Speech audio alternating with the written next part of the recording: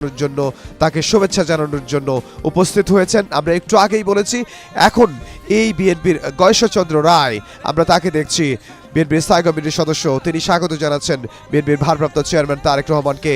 Doctor Moin খান তিনি স্বাগত জানাচ্ছেন বিএনপির স্থায়ী কমিটির সদস্য নজরুল ইসলাম খান, তিনি স্বাগত জানাচ্ছেন বিএনপির ভারপ্রাপ্ত চেয়ারম্যান জনাব তারেক রহমানকে। এবং আমরা দেখতে পাচ্ছি আমির খসরু মাহমুদ চৌধুরী, তিনি স্বাগত জানাচ্ছেন বিএনপির ভারপ্রাপ্ত চেয়ারম্যান জনাব তারেক রহমানকে।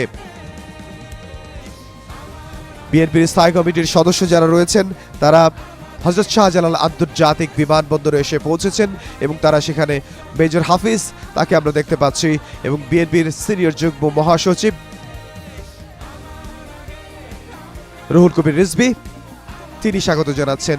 আমরা দেখেছি যারা রাজপথে ছিলেন, রাজপথের নেতৃবৃন্দ, বিএনপির স্থায়ী কমিটির সদস্য, তাদেরকে আমরা দেখতে পাচ্ছি বিএনপির ভারপ্রাপ্ত চেয়ারম্যান জনাব তারেক রহমান তাকে স্বাগত জানাচ্ছে, তার সঙ্গে করমর্দন করছেন এবং বিএনপির ভারপ্রাপ্ত চেয়ারম্যান জনাব তারেক রহমান তিনি এসে পৌঁছেছেন এবং একটু পরেই তিনি বিএনপির স্থায়ী কমিটির সদস্যদের নিয়ে তিনি পৌঁছবেন যেখানে লাখো জনতা অপেক্ষা করছেন বিএনপির ভারপ্রাপ্ত চেয়ারম্যান জনাব তারেক রহমান তার জন্য, তাকে এক নজর দেখার জন্য সেখানে অপেক্ষা করছেন।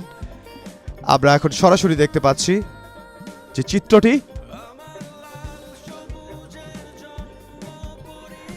এবং আমরা দেখতে পাচ্ছি যে আত্মীয় স্বজন যারা রয়েছেন, বিএনপি চেয়ারপারসন বেগম খালেদা জিয়ার যে বোন ব্রিগেডিয়ার জেনারেল শামস, যিনি নিরাপত্তার দায়িত্বে আছেন এবং তিনি প্রধান হিসেবে দায়িত্ব পালন করছেন।